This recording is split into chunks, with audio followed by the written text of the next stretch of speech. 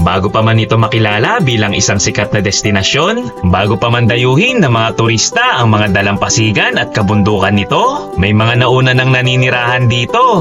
Matitibay, malaya at may malalim na koneksyon sa kalikasan.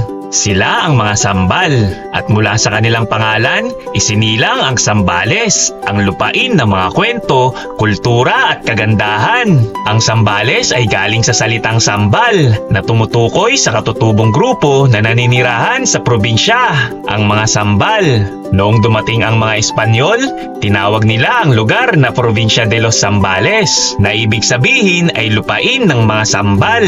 Sa bawat alon na humahampas sa baybayin, sa bawat bundok na tinatahak ng mga manlalakbay, naroon ang bakas ng kasaysayan at pagkakakilanlan ng isang probinsyang patuloy na umuusbong. Hindi lang ito simpleng destinasyon, ito ay isang paglalakbay pabalik sa pinagmulan. Kaya mga katrip, handa ka na bang tuklasin ang kwento at ganda ng Sambales? Magmula sa pinakamatamis na mangga ng Sambales, makikilala mo rin ang pinakamatamis na ngiti ng Sambalenyo.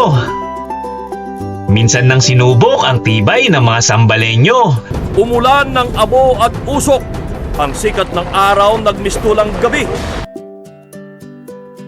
Noong pumutok ang Mount Pinatubo, nabalot ng abo ang kanilang tahanan at tila nawala ang dating sigla ng Sambales.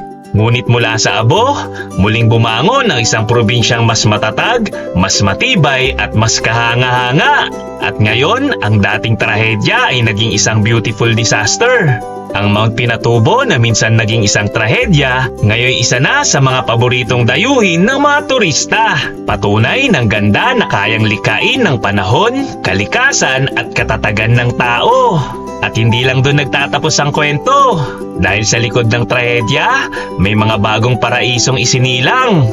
Ang mga coves ng Sambales na ngayon ay dinarayo at isa ng tourist spot. Tulad ng Anawangin Cove, Nagsasa Cove at Silangin Cove, mga paraisong isinilang mula sa abo. Ngayon ay tahanan ng katahimikan, kagandahan at bagong kwento. Mula sa abo, patungo sa paraiso. Bukod sa mga sikat na coves, marami ring mga isla sa Sambales ang pwede mong tuklasin. Tulad ng Capones Island at Camara Island sa San Antonio, Magalao Island sa Palawig at Putiput Island sa Candelaria. Isa rin hiking destination ng Sambales dahil sa napakagandang mga bundok at ilog nito na talagang mamamangha ka sa ganda at susubok sa iyong lakas at katatagan. Nariyan ang Mount Tapulao, ang pinakamataas na bundok sa Central Luzon, at mag-side trip sa napakalinaw na Bagsit River. Ang scenic view ng Mount Mariglem at magtampisaw sa Agbobotilla River. At ang Kawag Hexa na isa sa pinakamahirap akyatin na bundok sa Pilipinas. At kung beach naman ang hanap mo, ihahain ng Sambales ang puting buhangin at malinaw na tubig. Mga paraisong pwedeng tuklasin ng barkada o pamilya. At kung camping vibe naman, mag-set up na ng tent sa tabi ng ilog o baybayin. Damhin ang malamig na hangin, agos ng tubig, tunog ng alon at magkaroon ng kakaibang karanasan sa gitna ng kalikasan. Marami ring mga hidden gems sa Sambales na hindi mo inaakala. Mga natatagong ganda ng waterfalls at mga ilog, at makisalamuha sa mga katutubo at maranasan ang kanilang kultura, paniniwala at paraan ng pamumuhay. Isa rin sa inaabangan sa Sambales ang makukulay na festival ng bawat bayan. Sayaw, musika at kasiyahang tunay na sumasalamin sa kultura. Mula sa pinagmulan ng mga Sambal, nabuo ang kultura at puso ng Sambales. Mula sa matamis na mangga at ngiti ng mga Sambalenyo hanggang sa trahedya na naging beautiful disaster ng Mount Pinatubo. Bawat kwento ay sumasalamin sa tibay at ganda ng probinsya. Ang Sambales ay hindi lang simpleng destinasyon, ito ay karanasan.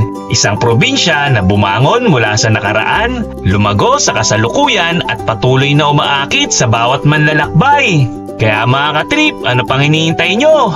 Tara, tuklasin ang Sambales kung saan bawat hakbang ay may kwento. Bawat tanawin ay may alaala. Leave no trace mga katrip, iwan ang alaala at huwag ang basura.